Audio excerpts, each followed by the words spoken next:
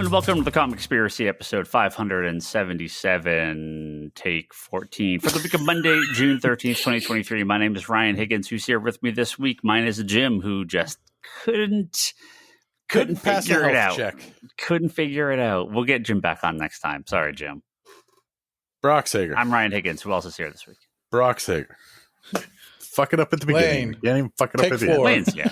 Lane's here. And Kevin. And And Kevin's here. Excellent. Now, guys, I have a gigantic stack of topics, as you see on the topic list of things for us to talk about. yeah, this it almost crashed Facebook. We get it. Yeah. However, I did not post the most important, which may take up the entire podcast, because the biggest comic book event of the 21st century happened this past week, and we have to talk about it. Bigger than the MCU, bigger than James Gunn at DC, bigger than anything. You're not very good at hyping, so just get it over with. This is a literal once-in-a-generation event, and we didn't know it existed when we recorded last podcast. It's now out. It's out in the wild for everyone to see. It is the greatest thing you've ever seen.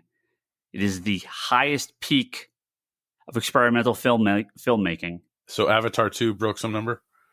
And that is, of course, Warren Beatty's Dick Tracy special, Tracy Zooms In, on TCM.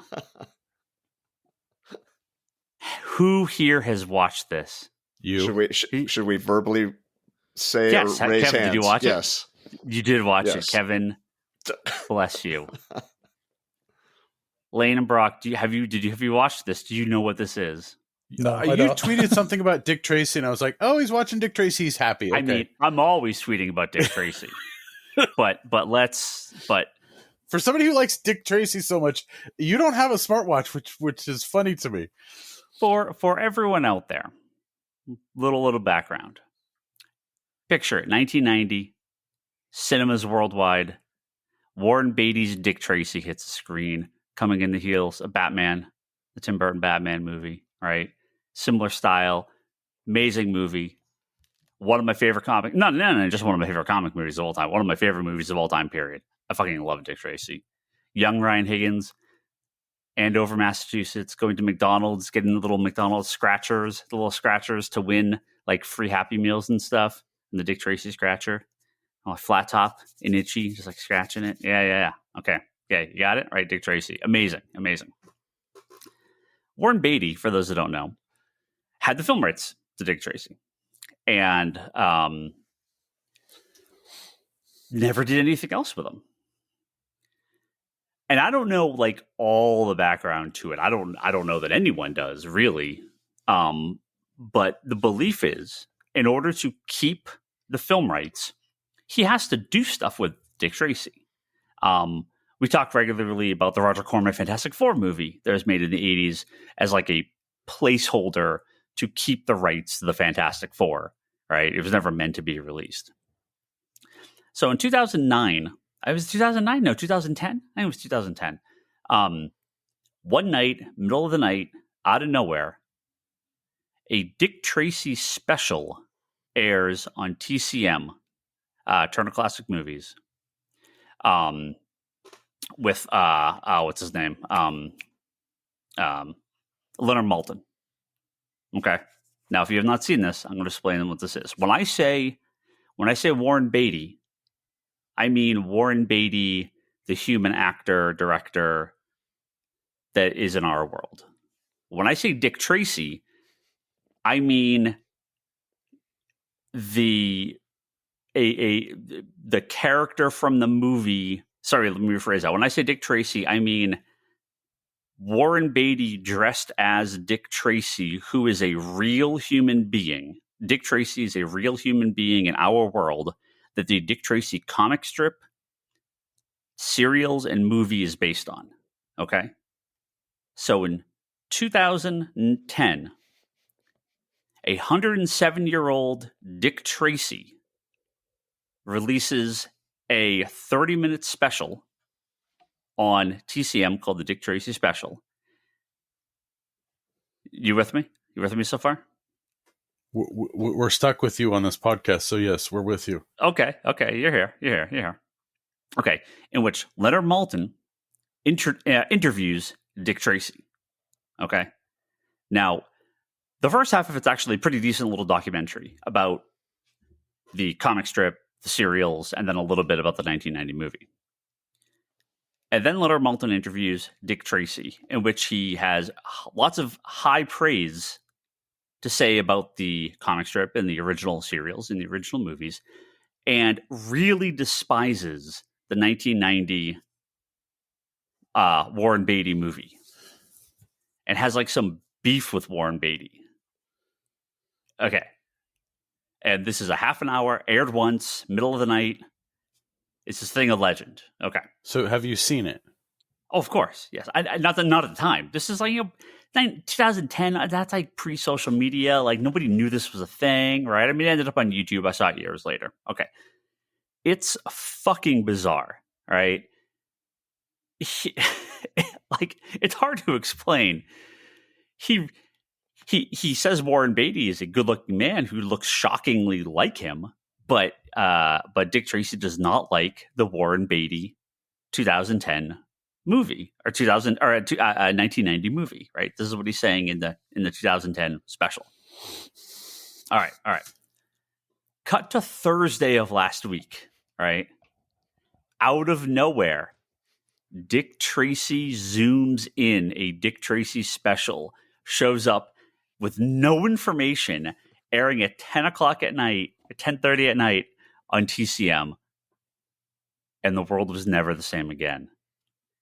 In social media, internet day and age, this special airs. I have never seen so many people talk about. People hated it. Obviously, some people hated it. It is the peak of experimental filmmaking. Like him and David Lynch, there's like, are the modern day masters of bizarre experimental films. So let me set the stage here. It opens with Ben Mankiewicz, who's one of the hosts of TCM, and Leonard Maltin was watching the 2010 special because they're prepping to interview Dick Tracy again.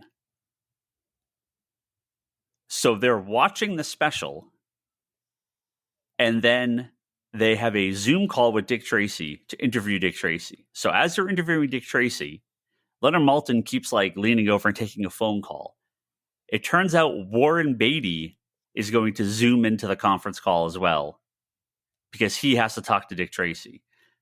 So Warren Beatty and Dick Tracy are talking to each other on the Zoom call. There's shots of Mankiewicz and Maltin watching themselves on TV on a Zoom call with Warren Beatty and Dick Tracy. So this is like a half an hour of this, and it's the funniest. It's just the most surreal thing ever. And you discover that Beatty and Dick Tracy, after the 90s movie, were supposed to have a meeting about what to do next and kind of go over stuff. And they never, like, they were supposed to meet up, and there was like a missed phone call. And so they never got together. And so Dick Tracy and Warren Beatty have like hated each other ever since. And that's why there was never any other movie. Well, they figure it out over the course of the Zoom call. And they decide to not only meet. So Dick Tracy at the end of the special, Dick Tracy and Warren Beatty are having breakfast together or lunch together. And that is when we discover that Dick Tracy and Warren Beatty are teaming up once again for Dick Tracy Returns, which is going to be a much more serious modern day take on Dick Tracy. Half this video is Dick Tracy watching the 1940s serials and going, yes, this is great. This is good. I love this. Yes. And then he's watching the 1990s movie and just going, no, One punch. One punch. He took out 7 guys. How did he take out those 7 guys with one punch? No. Look at the color. Why are the streets red? No. We need something more serious. Brock, this is the greatest thing I've ever seen in my entire life. It's an absolute masterclass. I don't care that Warren Beatty has held up the movie rights for Dick Tracy for like fucking 30 years at this point, 35 years at this point, because this is cinematic genius. These 2 specials that we got out of a 13-year period have made, well, like 30 years, because of how long it took for that first movie to come out, has made this all worthwhile. It's incredible. It is. Of course, Toby hated it because he watched them, and this is the line of, do you understand my brain? If you are like me, you love this. If you hate this, you are a normal person. Right? That's where this line is. What if you're indifferent? This is cinematic genius. Okay, I was trying. I was like almost crying. So Kevin, what did you think? Because I was laughing. I fucking love this. We got that. I mean, everybody who's listening, if you haven't seen it, it's on YouTube, and you should definitely both are on YouTube. Just watch Dick Tracy Zooms In. Well, you got to watch the special. Okay, first, yeah, because you have to learn about the pomegranates. I don't know. You have to learn about SP. Ryan's saying you have to watch the special first. I don't know if I'd go that far, but are we giving them fucking homework? Jeez. But anyway, and the occasional blueberry. What is ironic is that Ryan is sending people to YouTube and telling them to willingly watch something. That's the only way it's available. They aired once. It's a bizarre piece of performance art that is. I can't even review it. You really it's one of those things you really just have to watch. Leonard Maltin, the expressions on their faces was gold, amazing, gold, Jerry. I mean, seeing those two. Maltin has a look as if the Zoom screen comes on and it's like Warren Beatty's ass pressed up against the camera. It's so strange. The whole thing is so strange. And I love this is with all the topics that you have lined up for this show. This is the lead-off topic. Oh, this is the rest of the podcast. Okay. All right. Like, I'll see you guys next week. Minute by minute breakdown. I'll see you next week. This entire thing. Like they must have just said, look, just look confused into the camera for like 20 minutes and we'll get this figured out. You never need to say anything. You never need to move. Just look confused. We'll edit everything in post. It's going to look great. The shot of them looking at themselves is my favorite thing ever. It's the best shot of the whole thing. It's over their shoulder, watching the screen, watching themselves look at themselves with Dick Tracy on top. It's the funniest thing I've ever seen in my life. It's fucking cold. It is so good. It's so bizarre. And they just straight up announced a Dick Tracy thing at the end of it. That's the craziest thing. There's going to be I guess, maybe. Why would they do this? Like, why say you're going to do this? I mean, we've waited this long. Warren Beatty's going to finally fucking make a new Dick Tracy. I mean, obviously, he's not going to be in it, and he's not going to be Dick Tracy. Probably not going to direct it or write it either. I'm sure he'll just produce it. But we're apparently getting a new Dick Tracy. You never know. I mean, we're getting another Indiana Jones movie, and apparently, Harrison Ford's in it with a whole bunch of CG. Yeah. No. I want like.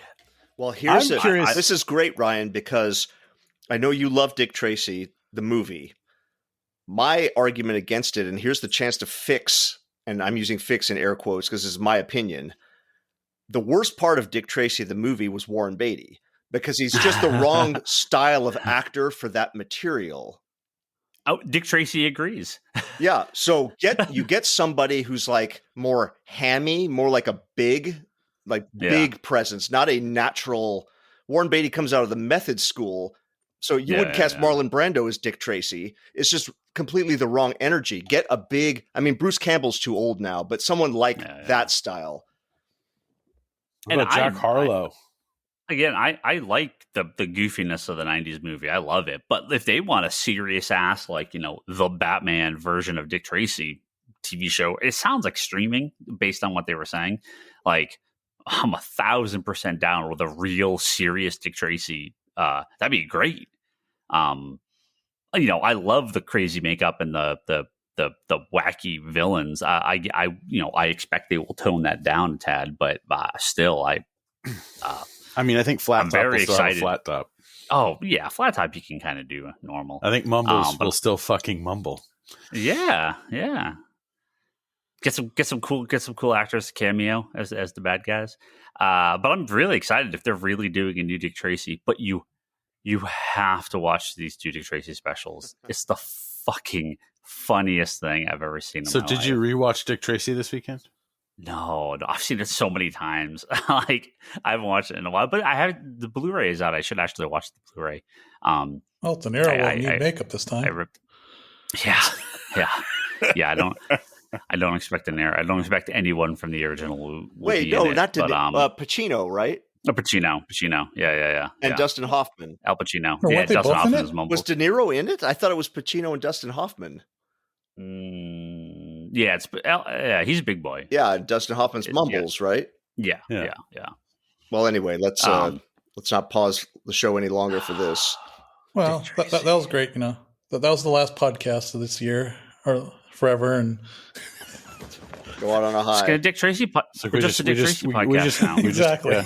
Yeah, every week it's just we've got to have a Dick Tracy news segment, and that's your homework, Ryan. You've got to find some Dick Tracy news. No, I don't want DT news. Oh yeah. Oh wait, this is another one to hang over the audience for when there's a slow news week. It's all Dick Tracy. It's the Dick Tracy News Hour with Ryan Higgins, Kevin Sharp, Brock Sager, and Lane Tarasaki. I didn't sign up for this shit. Oh, who does not like Dick Tracy? Oh God, I love that movie so much. Now, if you Road to Perdition style it, give it up. Yeah, that's what I mean. I think they could do a real serious Dick Tracy show or movie, but man, 2036, I need another special. Warren Beatty will be like 98 years old. I need him back in the costume. Oh, he'll be a hologram by that point. One more time.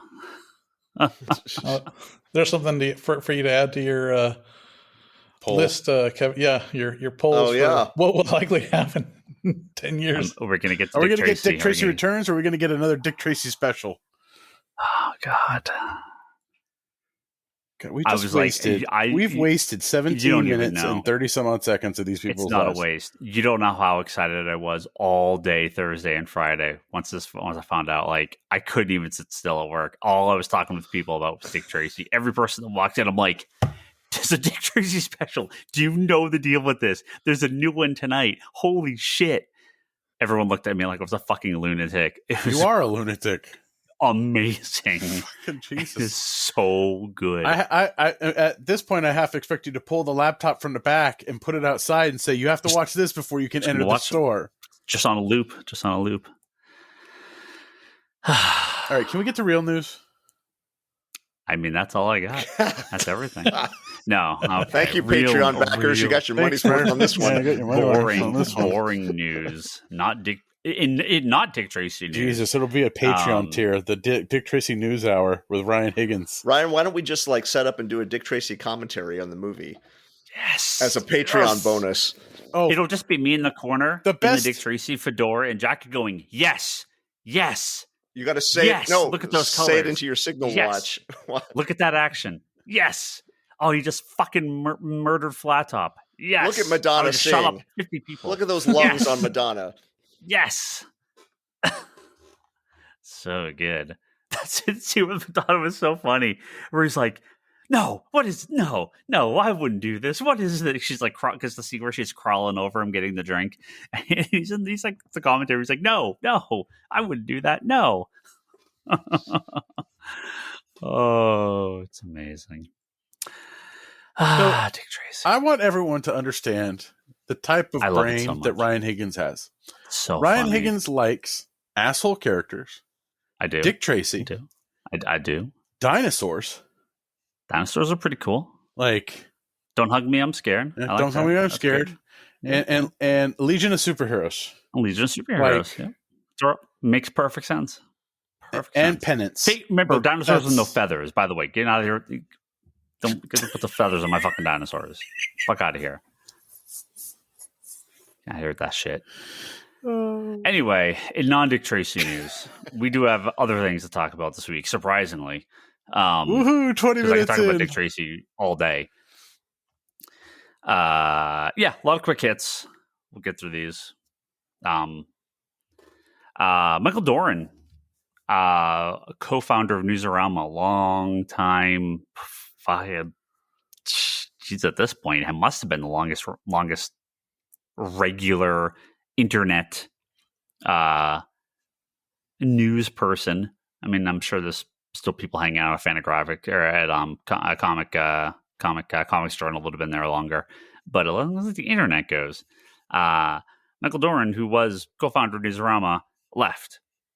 And that really is the end of the old guard of comic journalism guys. I mean, Rich Johnson's still around. He's been around for a long time, but not as long as Doran. Newsarama has obviously gone through quite a few changes in the last number of years, and it's still pretty decent, but it's lost quite a bit of what it was at the height. But it was worth mentioning because Newsarama has been a big part of comics for me as a place for news. But it has struggled in, let's say, the last, I don't know. There's only so much clickbait people can click on. Well, it's not as bad as Comic Book Resources or comicbook.com, but it's not what it was. I mean, it's part of Games Radar now, and Games Radar is not great. But again, it could be much, much worse. It's not Newsarama, right? It's not Screen Rant. It's not part of that. It's not part of CBR. It's not any of those. It's not like real journalism where there's a paywall. It's better than that, but it's not on the level of Comics Beat or Popverse or any of those. But it is sad to see last kind of the founding internet peep sites. Yeah, step down. So not sure what he's doing next. It kind of disappeared. It seemed just sort of, I don't think people knew this was coming. So, but what are you gonna do? Maybe he's starting a Dick Tracy podcast, trying to beat you to it. Let's jump on that. Newsarama used to be a pretty good site. And CBR, Jonah, I had the name in my head. Was it Jonah Weiland? We're talking today about Comic Book Resources too, like what happened when he left. So he was the owner of Comic Book Resources. Sold it 10 years ago, maybe 8 years ago. I remember when he sold it. Worked for DC briefly, but then I think retired after that. Yeah, he's not doing anything now. But he said, he liked the real journalism and the facts, the fact-based just news of the day. But as he calls it, the junk food, brought in the money, right? And I mean, now that's every article is crap, right? He says, for the most part, the traffic on those pieces languished, talking about the real stuff, while, quote unquote, top 5 idiotic things would generate traffic for weeks. So, that's unfortunately what a lot of these sites have become, which is why I like the stuff like Popverse is not that, and Comics Beat is not that, when they're able to, and people like Sketched, they're able to do their own thing and be much smaller, but actually decent quality, whereas every other fucking random comic related news sites just garbage after garbage after garbage. Well, and it's all going to be written by AI. That's what. Yeah, pretty soon. Yep. This next story by Graham McMillan, who I've always liked. Where he is where you want to be reading your comic news. He's at Popverse now, which is part of Read Pop. It's like they have like a whole like news site now, and it's really good. Is that the same Schitt's Creek Read Pop? Read Pop is, I don't know what that is. Read Pop is. Did you never watch Schitt's Creek? I have watched Schitt's Creek. I don't remember. It's the intro. Read Pop is a they own all the conventions. So Repop is, What is Repop in Schitt's Creek? That's that like weird noise at the beginning, wasn't it? Repop. I don't know. Weird noise at the beginning of Schitt's Creek? Yeah. Anyway. This next story would not normally be a news story except for part of what it contains. John Kent, Superman's kid, is getting a new series. Okay, normally not news. The news, though, is that he's going into Injustice. They're bringing the Injustice comics into an actually like continuity within like the DC multiverse.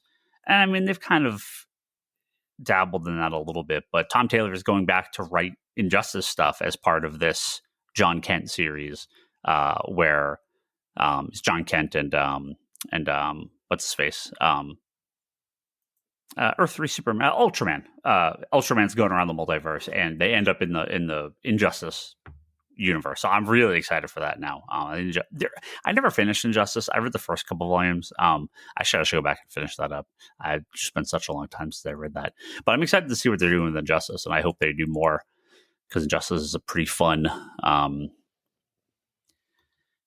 little world that DC hasn't done much with in the last couple of years, which is surprising because of how popular it is. They did a lot with it for a long time, so... Yeah, when the games were coming out, but I'm surprised there's no Injustice 3 yet. Is it mega popular, or like they didn't do like didn't they do the one animated movie? They did an animated movie, and there's like 5 years worth of comics because they did the year 1, year 2, year 3. But yeah, I think, I mean, at least for me, the like I read a little bit of the universe stuff. I was like, okay, this is cool. I played the first game, but like the first game kind of just was in like you played it and you were done within like very short amount of time. So you didn't really feel like you got a lot of story from it. And I get it, it's a fighting game. I'm not expecting a lot from it. But it was very short for what it was. I never played 2, so I don't know if that got any better, but those characters have popped up. Huh? I played a little bit of 2. It didn't get much different. Okay. Just better graphics, a little longer storyline, but yeah, I played it for the story, not for the. I'm not a big fighting game guy, so if there was a Dick Tracy but I did play it for the with Jurassic Park. Jurassic Park fighting game. I feel like there was one. You mean Dick Tracy fighting dinosaurs? Yes, Dick Tracy fighting dinosaurs. Yes. Trying to get the perfect Ryan Higgins hat trick of. And Dick Tracy would be in the background going, "No, I wouldn't do this. No." Dude, you could have a great Dick Tracy fighting game with all the weirdo villains. That'd be amazing. Well, we did talk at length last week, almost the entire episode, actually, 2 hours worth of James Gunn and Peter Safran and their plans for the first batch of DC Studios movies, Gods and Monsters and all the related stuff. Well, as expected, that caused every single book related to these characters to sell out. Books go crazy expensive on the secondary market. But DC replied immediately and said, everything will be available very soon. So, All-Star Superman in print, easy to get, no problem. Good to go. Alan Moore Swamp Thing, no problem. Always available, always in print. Supergirl Woman of Tomorrow is only unavailable because it's in its natural cycle of another printing is on its way. That should be back in stores very soon. So the books that had fallen out of print, some of these have been recollected in other formats. Some of these are just unavailable right now. These are all coming back in print. They are scheduled to hit stores the end of April. I don't know if comic stores get them first or what the deal is, but these are all scheduled to hit comic stores the last week of April. The Authority, Book 1. Now, I don't believe that was actually out of print. Book 2 is still available. I think that was just in its cycle to come back into print. I don't think that was out of print. They just recently did a recollecting of that, didn't they? It's fairly recent, yeah. So I don't think Authority was like out of print forever. I think it was just kind of in its natural, like, well, we can only print so much, so it's going to be back in schedule. So they're rushing that out. Booster Gold 52 pickup, which is the first volume of the Jeff Johns run, that is coming back into print. Now, I don't know if there's going to be the rest of the Jeff Johns stuff, or they just want to get people a starting place.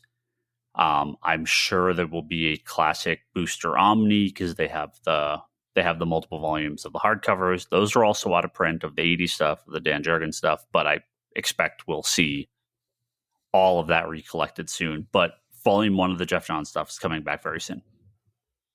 Creature Commandos, the DeMatteis run. There was a collection of this many years ago. Again, fallen out of print for quite a while. That's coming back real fast. So that's what the animated series is based on. Paradise Found, which is one of the Phil Jimenez arcs in Wonder Woman. Unsure exactly how related to Paradise Lost that's going to be. Paradise Lost does seem like it's going to be way more connected with the ground they covered in Historia recently. Yeah, Historia and the Nubia stuff that they've done recently. Yeah, but Paradise Found feels like it's at least connected name-wise. I don't know how much that's actually going to really Well, and Historia is supposed to be out in a few months, isn't it? Yeah. We just ordered the Historia hardcover. So I would push that maybe first, but Paradise Found, I expect they wouldn't put it out if there's no reason. So there must be like at least something in there that is going to be involved. It can't just be the name. Like there has to be a little bit more. Oh, I should say Flashpoint's also readily available. I mean, I know Flash is not this Gun and Saffron stuff, and we will talk more Flash in a little bit here.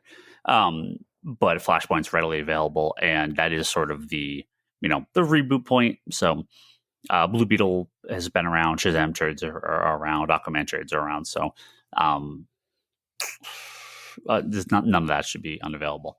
The final two is Batman and Son, which is the first arc of the Grant Morrison Batman run, and Batman and Robin, which is the Grant Morrison Frank Whiteley first arc, which was the Dick Grayson and then now Damian as Robin arc. So those are in print available as part of the Grant Morrison omnibuses. So those aren't out of print. It's just these particular standalone volumes are unavailable.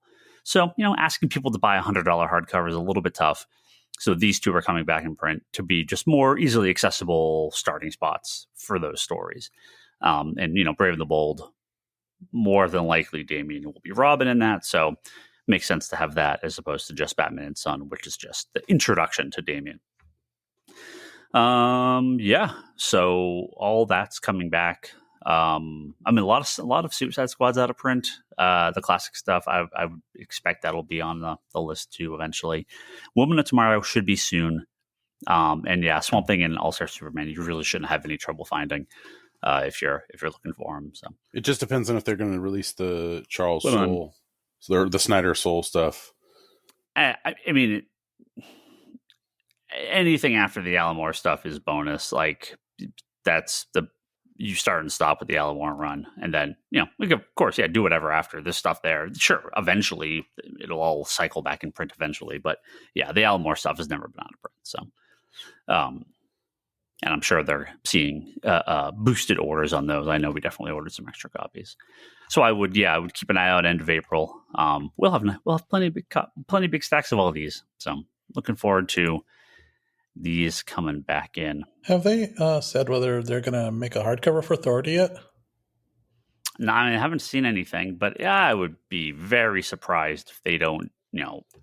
I mean, eventually, right? Everything will be an omnibus. I would be stupid. It's perfect. It's just 2 volumes, nice $75 omnibus. Yeah, because I don't see why they wouldn't do the original. Is the Absolute. Yeah, which is just the first arc, right? Which is just the Warren Ellis arc. No, I believe there's multiples. I think there's a second Absolute for the second arc. Is there? For the Mark Miller stuff? I think they did one, but I could be mistaken. It's been a while. Yeah, I mean, I know there's the first one. There could be one for the second one. But the Ellis stuff was only the 12 issues, right? He's 12, then Miller took over at 13. Yeah. There's some kind of co-writing. I don't remember who did the last couple because it wasn't Miller. It was did someone else take over before the reboot? Payer or the relaunch? It was Payer and Dustin Nguyen did a series after Millar. Yeah, they did 2 volumes for Absolute Authority. The episodes. Yeah, I thought someone took over right at the very end. And then Dwayne Turner was artist for a bit with, I think, Grant Morrison, and he was on it before him too, I think. I forget who wrote that. Well, that's just like the one-off, right? The 2 issues. Something like that, yeah. Yeah. But yeah, definitely check out that first arc of Authority. Again, I expect that will be pretty influential for what they're doing in the movie. Let's give you a good background. I'm surprised I haven't. Well, like, did we talk about this? Was this the shop we were talking about this? Where I was surprised they're not going to reprint Stormwatch, which is where Authority comes from. But then I'm reminded that they actually premiere in Wildcats Aliens, like Aliens, and I don't know that they can print that. Well, they don't premiere in there. None of them are in it. But that's where the whole it's where the members of Stormwatch die to make room for the new members. Right. But that whole arc is where, and then like Authority and Midnight and Apollo and all of them show up in Stormwatch. So like, but I wonder if they're not going to print that because of the Aliens part, because that's now Marvel, that's now Disney. So I don't know what the deal with that is. I wonder if they're going to be able to do that. Yeah, so far in all the reprints of Stormwatch, they haven't included that book. Well, I think they did once, but that's way originally back. They did. Yeah. But subsequent reprints have not had it. Yep. Definitely some sad news. I find every week there's someone that's passing away. And this time it's Lee Moder, who was, among other things, reason born on this podcast, was the co-creator and artist on Stars and Stripes. The Stars and Stripe, sorry, the what would become Stargirl, the Jeff Johns show based on the comic. So, he was only 53? Yeah, 53 years old. So, he died sometime in mid-January. I was never familiar with him too much outside of his DC work, and then a little bit in the 90s and early 2000s. But yeah, I don't know what he had done in any sort of recent day. Looks like he did some Painkiller Jane stuff with Jimmy Palmiotti. Did a couple of random Marvel books, but yeah, not very much. Yeah, very unfortunate, obviously. But Stargirl was good to see your creation show up on TV, and hopefully you got paid okay for that. Unfortunate. I'm not sure what happened, but 53 again, too young. Final little comic book talk here. We want to play a fun guessing game. Yay! According to Marvel, Amazing Spider-Man 25 and 26 will be the most shocking Spider-Man comics in 50 years. All right, boys. What's your guess? Oh my god! Mary Jane's on the cover. I want Lane first. Mary Jane's on the cover of 25, and she's not on the cover of 26. But there's all these like sad-looking people in a box. But it is John Romita Jr. drawing it. So there is Mary Jane. Mary Jane is on the top. She's on the top here. But I am obviously a little unsure what is happening on this page because it is John Romita Jr. drawing a bunch of people in boxes. So, what is the most shocking thing in 50 years? This goes back to Amazing Spider-Man 100.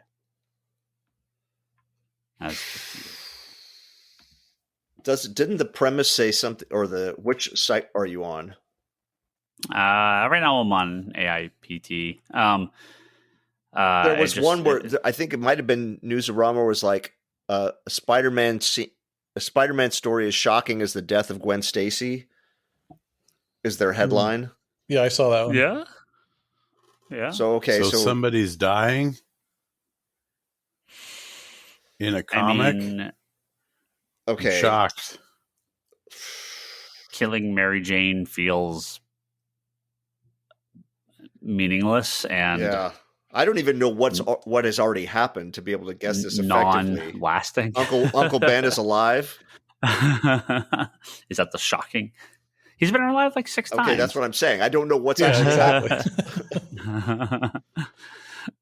Oh, what could be the most shocking issue of Spider-Man in 50 years? This needs a poll with like choices. Did he impregnate an old girlfriend and she's come back with a kid? Gwen Stacy has never been dead. She was alive this whole time, and she's actually Mary Jane. Gwen Stacy killed Mary Jane. What is this, a fucking Scooby-Doo moment? She pulls the fucking mask off? Yeah. She pulls off the red hair, and she's blonde. Well, that would be shocking. Mary Jane has been Gwen Stacy this whole time. She faked her death. No, they like switched each other to play a prank on Peter, and then the Goblin grabbed MJ thinking it was Gwen. And then killed Mary Jane back then. Okay, I like it. I'm going with that because I don't have anything better. And by better, I'm using that word very loosely. Now, is she also a clone or just? Oh, no, God. Is that how she comes back? Didn't Jackal already clone her? I'm sure, probably 12 times. Yeah, right. All right. So Mary Jane has been Gwen Stacy this whole time, and Mary Jane's actually dead. Got it. Perfect. Ship it. So does that mean Mary Jane had sex with Norman Osborn? Yeah. Is that story still in continuity? Sure. So who knows? Is it Spider? Isn't that MJ? Charlie's most hated Spider-Man story? Isn't that everyone's most hated Spider-Man story? It's like Sins of the Past or something? I was talking with people at the store about Trouble, the Mark Miller comic where Mary Jane, where Aunt May and Peter's mom are like best friends, and they and you find out Aunt May is actually Peter Parker's mom. You aware of this? No, what? Yeah. Did you ever read? You ever see Trouble? God, don't go look it up. It was this 4-issue miniseries Mark Miller did in like the early 2000s. So and it's got these photo covers of these like 16-year-old girls in bikinis on the front, like photos, not like drawings, photos. And in it, you find out that I cannot remember the complicated nature of the story, but it's just a bunch of teens at camp having sex. Yeah. Ben and Peter's dad are brothers, right? Aunt May and Peter's mom are friends. They hook up with their people, but then their respective cheat on each other. They cheat on the brothers, so May has sex with Peter's dad, and I really gets like pregnant that we're talking about May having and sex. And the baby is Peter. What? So they switch it so nobody knows. I mean, they hide it so nobody knows. Talking newer Aunt May. Was this like a Elseworld story? Sure. No, it was Mark Millar writing some weird stuff. They claimed it was afterwards, but who knows? So if you ever wanted to see 17-year-old if we get a set of it, do you want me to hold it for you, Kevin? And wasn't it drawn by Terry Dodson? Yeah, I think so. Yeah. Yes, Brock. Yes. I got to do it. I got to do it. All right. So there we go. Let's see which of these come true. So does that mean also part of the whole mystery is that they're going to rename all the books MJ Pool? MJ Pool? Oh, Gwenpool. Yeah, MJ Pool. I got it. No, I got it. You ready? I got it. Most surprising, shocking thing for Spider-Man? He's never been fucking amazing. No, there you go. Look at that. Zing. I don't know. All right, we got some wonderful movie and TV news while Kevin swallows that pill. Like a 17-year-old Aunt May getting banged by multiple partners. Pour one out. Another show is over. Our favorite show of all time. Pennyworth, The Origin of Batman's Butler, is done after 3 seasons. I can't believe it. You can't believe it. No one can believe it. But it is over. I've never seen one episode. I read the comic. I actually want to now. Like, I kind of, now that it's on HBO Max, I should actually watch it. Yes, it's going to be on Netflix at some point. It was Pennyworth weird. over after 3 seasons. I watched the first season. It's very strange. Like, I like some of it, but like he's running around like what feels like 1940s, but it's like he's like with his war buddies, and it just It's like you're looking at it like, how does he become a butler? See, I thought when I first saw it, I was like, oh, this could actually be really fucking cool. Like, war-ass James Bond, Alfred running around doing shit. And then I see trailers for season 3, and there's like guys with like sci-fi guns and all sorts of nonsense. And I'm like, oh, did this show get goofy? Like, what the heck? It did. Like, I thought this was like some weird, serious show. Like, it was in season all 1. Like cartoony now. It's more like Earth 2, or Earth 1. The Gary Frank Batman. Oh, okay. It feels more like that Pennyworth or Alfred than any continuity. Yeah. I mean, in this story, they've retconned Alfred into being, having been in the military and being able to handle himself in a fight, which I'm totally fine with. That's cool. That's fine.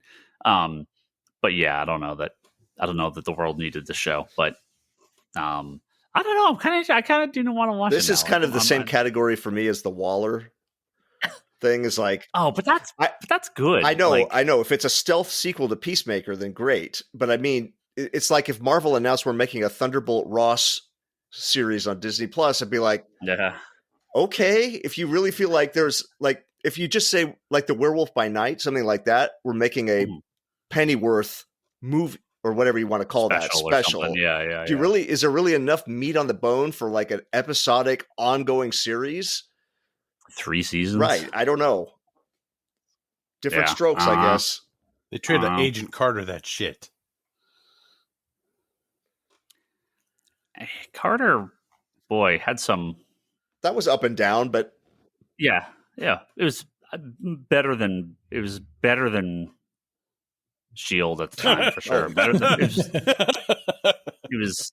No. Carter was, I'd say, good. Yeah, like I liked it. Good. It was fun. Yeah. No, I heard that. Yeah, I agree. Although don't forget, Pennyworth was done by the guy who did Gotham, so.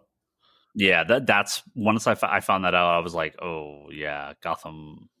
I watched it for 2 seasons, I think. Yeah, I got a little bit into season 3, and I was just like, nah, I'm out. No, I can't do this anymore. Yeah, there are just some sparks. Gotham. There's some good episodes here and there, but as a whole, it didn't really feel like it made sense or fit.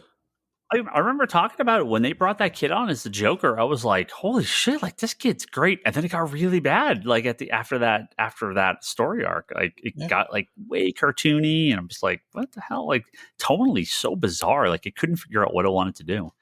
But Kevin has I'm so excited for that new Gotham show on CW.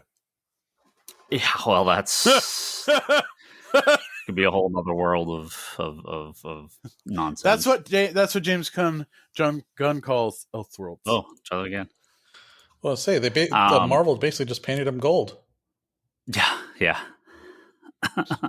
Just for Kevin. Yeah. Yeah. That trailer was fine. Which trailer? For Guardians 3. Oh, I didn't. I was at a Super Bowl party, so I had to hear all these trailers, but I did not see any of them. Yeah. Your boy shows up in the Guardians one. Yeah, I'm safe if I can just hear it because there's no context for what you're hearing. So yeah. There's nothing really here. Yeah, he has no speaking roles. Yeah. I feel like we mentioned this very briefly, but it's still a minute. Maybe we didn't. Criminal. Word is Criminal's going to be coming to Amazon. Damn it! I still need to read it. Edward Baker, Sean Phillips stuff. Nothing official yet, but is it 3 hardcovers still? I got to get those. Like the deluxe ones. I think it's 3 plus the new books. Like My Heroes Have Always Been Junkies and. Well, I have all of that stuff. Like, is Reckless part of Criminal? Kind of. Was Cruel Summer part of that? Because it's like a prequel. All that's part of Criminal. Because I read Cruel Summer. I just recently finished that. So no real news, nothing to really talk about with that. But more movies based on comics or TV shows based on comics, always a good thing. I'll take it. Well, and then what else is Amazon doing? What was the other one they were doing? Invincible? Well, the Invincible stuff. Isn't there something else that was new that you put on that list? Oh, yeah. We stand on ground? Witches? Yeah, Witches. Oh, yeah. I was up to that. Yeah, sorry, that was a little bit further on the list. I totally was. I completely forgot that was Amazon. Yeah. So the Scott Snyder Jock graphic novel and couple specials. Witches, the horror book, got an option for Amazon too, and that is official. So that is official, and it's an animated series. So they're building their animated catalog, adult animated specials and series. So yeah, obviously Invincible is violent as all fucking get out. So Witches should be, and if they can emulate Jock's style, yeah, his art in animation, ooh, that could be very cool. He's an amazing artist. So imagine somebody doing Sorrentino's art in animated style. Yeah, I don't know how that would really work, but oh, you know what? I'm sorry, because there's actually 3 things coming to Amazon. Spider-Man Noir live action series based on the Spider-Verse Spider-Man Noir version, but live action.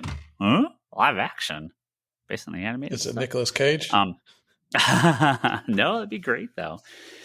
So it's Miller and Lord, the guys that do Spider-Verse. So again, this is official. No word on anything. And I don't think he's in the new Spider-Verse movie. I thought I saw him and Spider-Ham are not. Yeah, I think that's right. Yeah. So, which is a little strange. So get ready for all your favorite Spider-Man characters like Spider-Man Noir, Punk Spider-Man, Silk, and Gwenpool, Madam Web, and El Muerto, and Robot Craven the Hunter, who's an animal lover, and Japanese 70s show Spider-Man. No, these are all things that are actually happening. Like I'm trying to there's something else. It sure is a lot of Spider-Man sort of related stuff that feels like it can't support its own series, but is getting one. So good job, Sony. Good luck. Hey, got to keep that. Best of luck. Got to keep it, maybe. Got to keep that IP. Or that. If Pennyworth, the origin of Alfred's butler, the origin of Batman's butler, can get 3 seasons, apparently anything can get optioned to become a show. So, just wait. Amazon's going to have the Pro next year. Wouldn't surprise me. Like Silk, okay, I could kind of see Silk. The rest, no. I don't know what the hell they're thinking. There's a couple other things here, but I think I'm just going to jump to the end because I want to some of the stuff I don't need to talk about. I do. We'll cover some more of this later, but we actually have to talk, and we'll talk briefly. I know no spoilers for Kevin. I'll say some of these topics for next week. But we saw the Flash trailer. Kevin, did you watch it? No, that's what I just said. Okay. I only heard them. I know. I'm just asking you. You didn't watch it. Okay. Well, they weren't even full trailers. They were boom, boom, boom, boom, boom. No, the Flash was a real trailer. On the Super Bowl? I mean, I didn't watch it on the Super Bowl. The Super Bowl just did like these teasers for the trailer that is now out because that's when they dropped it. There's a real trailer. Did you watch the trailer? Yeah, I watched it. I had to go to I had to go online to do it. It wasn't on the It wasn't. You watched the trailer. Yeah. Okay. Kevin, what do you know about the Flash? To what can we spoil? It's in the trailer. I won't spoil. I'm assuming it's some variation on Flashpoint. I mean, Flash is in the movie. All right. When last I heard Michael Keaton was in it. Batman's in the movie. Okay. I did see something that is Zod in the trailer. Zod is in the movie. Yes. Okay. And it's some kind of like a time travel. Well, I just said Flashpoint. It's some kind of a universe hopping time travel, multiverse. Do you know any other characters? No, that's all I know. Okay. Because there's at least one other character, but we've talked about it on the podcast, so go ahead. Know you go ahead. Remember now. I mean, we've talked about multiple times. I mean, Supergirl's in this too, right? The Injustice Supergirl. Oh, right. Yeah. I did know that. Yes. Short black-haired version. Yeah. Right. Well, it appears they've made her something else. Well, that shot of her is the shot of the Flashpoint Superman. Yeah, that's the Project Super. He's all like emaciated in the thing, Project right? Super So one. I mean, they're pulling, I think, more from Flashpoint than I expected. I don't, Kevin. I mean, there's not. I mean, right? He wants to save his mom. That's Flashpoint, right? So everything gets all fucked up. Yeah, I mean, that's the trailer. There's no. I don't. Keaton is Batman. This is a thing. I don't know if there's any real like spoilers other than what things look like, and they look like I watched and I went, I mean, yes, of course, this looks fucking amazing, but I assume everyone else hates it because everyone hates everything, especially Ezra Miller. And I went online and like everyone loved it. People that I expected to just hate the trailer loved it. People that hate Ezra Miller loved it. Maybe James Gunn's right. Maybe this is actually a really fucking good movie because it looked really good. I mean, trailers can look good and suck. Who knows, right? But like, I was like, oh yeah, I'm not the guy that usually when they say the line, I don't care. Like, okay, yeah, you said the line, great. But Keaton does drop the, I'm Batman. And it's actually very good. It's a very good scene. You know why it's a good scene, right? Because it's Michael Keaton saying, I'm Batman. Saying, I am Batman. Yeah. In the OG, I can't move my neck. Yeah. Cowl. Yeah. Oh. He looks great. I love that. I'm assuming it takes place in some future. Yeah. Well, we don't know. Yeah. Well, I just mean that Brock, the call out there should be that they, in all the time that he's been Batman since his debut in that Tim Burton movie, which was kind of the debut in Gotham, that they never redesigned the costume in all the years. Like, oh, we got it perfect the first go round. Yeah. No, this is no notes. No notes. The car, the suit, everything. No notes.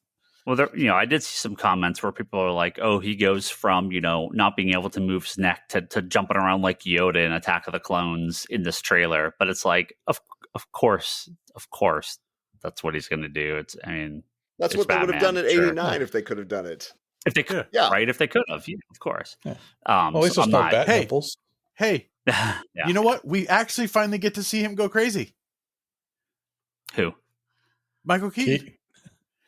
Let's get crazy up in here. Oh yeah, sure. So I mean, there was talk that Zod was going to be in this in some fashion, whether it's time travel or multiverse or something like that. I don't know, guys.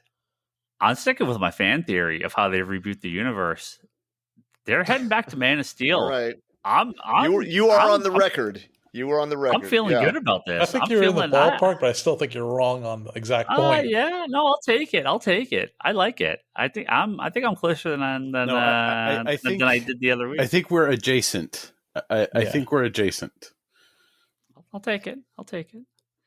And for the Snyder lovers, this is the Snyder stuff, right? I mean, you're heading back to treading the same story. It looks fucking identical, right? They have the scene where they have the planet where like it smashes down into Metropolis. Like it's straight up that scene again that the terraformer. They show the terraform thing that they show him. And so like it's not even like around it. Like they're going straight back to that scene. So yeah, we'll keep spoilers light for you, Kevin. But there's nothing I would say that's like we didn't know.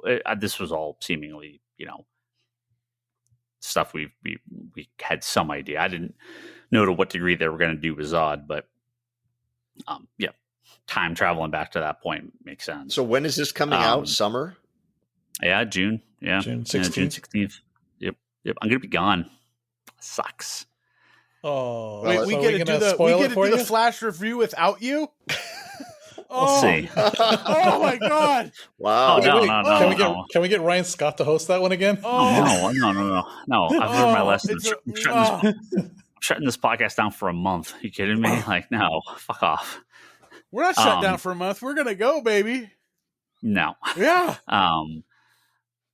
We got We'll Patreon backers. see. We got to get. We have to serenade. Yeah, them. they need content. They need Come on. content, Maybe I'll pull man. some You can't strings. stop content just because you want to take a trip. We'll see if I can get some. I'll see if I can get a. I'll see if I can get a screener sent to me, and in Japan, we'll see if I can find a way to watch it before while I'm gone. Look, no one wants this movie to be great more than me, and nobody expects the movie to be horrible more than me. Ezra Miller's a nightmare. Hopefully, they're better. I don't know. I don't love him as Barry, but they actually do seem to kind of address that in this. So maybe this is the point where they fix that character. Or maybe this is the role that broke Ezra Miller. Well,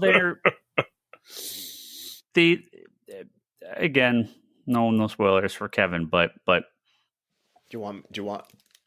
no, you're fine. No. But Barry's acting different in this. I don't know if you could tell. Well, yeah. There's. Yeah. Kev, take care of. Okay, yeah. Take 20 seconds. Signal me when you're done. I'll give you a thumbs up when it's good to come back. Okay. No, I mean, there's multiple, right? There's multiple flashes. So one of them seems dark like as fuck. I mean, one of them seems like a normal person, and the other seems like the version that was in Justice League that was probably needs to be on multiple medications. Like one of them was just like he sounded much more normal. So that's my hope, is that like, oh, this is the real Barry, like and Barry Allen's going to be like an actual, because I don't really like the super, I think it's the young, he's the young version of Barry there. Yeah, like the youth that they went with in that with this Barry in the Snyderverse. It was teetering on a line of is it good or is it bad? Yeah, there were moments where it was good. There were other moments where it was just no, it was bad. Yeah. Yeah, I just think different theory, but I don't want to talk about it here. We'll talk about it later. Kevin, come back in here. All right, now let's talk about it. The guy painted all in gold. The scene I would love the most that will never be in the movie is he goes home, opens his apartment door, walks in, and there's a blonde-haired guy with a crew cut and a bow tie. Like, what do you do in my apartment? Well, this is I'm Barry Allen. I live here. Barry, yeah. Done. Fade to black. Yeah. You may not be entirely off. I don't know. Would you want to see Ezra Miller in a crew cut? No, I'm saying like a completely different actor. I know. I'm just joking. Well, I think they're sticking around, but I think the character will feel tonally different after this. So. Yeah. I'm just going to say that, like, just separating the actor from the persona, I do kind of get the sense that, like, how the praise has been kind of on that Ezra Miller did a really good job in this movie. Meaning, I can kind of see from the trailer that, like, it does feel like, he's acting. Sure, everybody, the whole controversy is about his real personality, not his acting ability. But yet, his acting ability does seem to take center stage on the movie. Yeah. Yeah, I hope so. And that's the hope, right? I'm just saying I hope people can kind of separate the two. Well, and I said this from the start. Look, people can have problems and go through all sorts of stuff. And if they're just a sociopath asshole forever, well, that's who they are. But if they're really having trouble and they get help, that's great. Like that's a good thing. Yeah. So it's not good that they're having trouble, but it's good that they're getting help. Yeah. So if if they're getting the help they need, they come out, they're doing better, in the movie and the reshoots, and continue and turn into an interesting actor. Yeah. Awesome. I mean, not to point fingers, but look at Robert Downey Jr. Yeah, exactly. Right. I mean, it's the exact same thing. So, I hope I hope Miller. Yeah, I hope so. Figured it out and turned it around. I don't want anyone to have a miserable life, but yeah, if you're a crazy person, you do crazy shit all the time, what do you expect? No one, people can't trust you or respect you. So, if you get the help, that's great. Yeah. And so I hope that's what's happening. All right. Well, Dick Tracy aside, we got the big news out of the way first. The big news up front, of course. And we'll be back same Dick time, same Dick channel next week for more Dick news. So that could mean a lot of things. it's the DNN, Brock, the Dick News Network, right here. Ryan, here's a question for you. If you knew there was going to be a new Dick Tracy project, like take it straight to the comics, you could call it, make it hardcore, make it funny, cartoony, mix them all up, whatever, or a comic book accurate Speedball movie, what would you rather have in the theater? Ooh. See, the problem with the comic accurate Speedball movies is that the comic actually sucks. That's the problem. The Speedball comic is awful. Okay, but the character is comic accurate. We'll say that they're not adapting the story from the comic. I mean, I'd take Dick Tracy. I mean, look, I love Speedball, but in the group setting of the New Warriors, a solo Speedball movie, I don't know that I'm getting much out of. Dick Tracy is very colorful cast of characters. It's different than because it's a cops and robbers crime. It's different. Speedball is just going to be another superhero movie. I'd be the first person in line for a Speedball movie. So, I don't want to pretend I'm not. I'd buy every action figure. I'd buy the He would be first in line, even if he knew there was a hashtag snowflake character in the movie. When Speedball is at Disneyland, I'd be the first person at the gate. Do not get me wrong. But I don't know what they would do with that. As a movie, I'd be like, I'm sure it'd be great because Speedball is the greatest comic character of all time. Speedball, but I just figure it's the first 4D movie. I mean, you're going to be bouncing around 4D, all over the place. Ball me in the face all month. It's only showing in 4DX. You have no other options. But a serious the Dick Tracy comic, the early stuff was like Batman. I mean, obviously it was very serious. It gets very goofy later. Dick Tracy gets weird. Remember, later, Batman got goofy for a while too. Yeah, it did. Yeah. Batman went to Zur-En-Arrh. Dick Tracy was the sheriff of the moon. Shit gets weird. 60s were a weird when time. You got to crank out those daily strips, especially with Tracy, man. You don't have time to second guess and edit. It's just we got to shovel this shit out the door. Yeah. What did he go to the moon? Has a moon baby? Yes. Yep. Whatever. Ship it. Whatever. There's a new strip tomorrow. We'll get a year out of the story. Yeah. So, Dick Tracy. Well, since you're on the subject of Dick, what about Rich Rider? Rich Rider? If you had a choice between Dick Grayson, the Dick Squad, Dick Tracy, Rich Rider, and Dick Grayson Tracy. All team up together. It'd be incredible. A Nova movie would be legitimately great. I think Novus is a character that stands alone well, and they could do really fun stuff with. I mean, my fear is they tread the same ground as Star-Lord and Guardians, but whatever. Should we call it now and say that when the Dick Tracy Returns movie comes out, you're finally going to get a Nova movie and a Nightwing movie in the same year, so it'll be a triple Dick. Yeah, I know. I love it.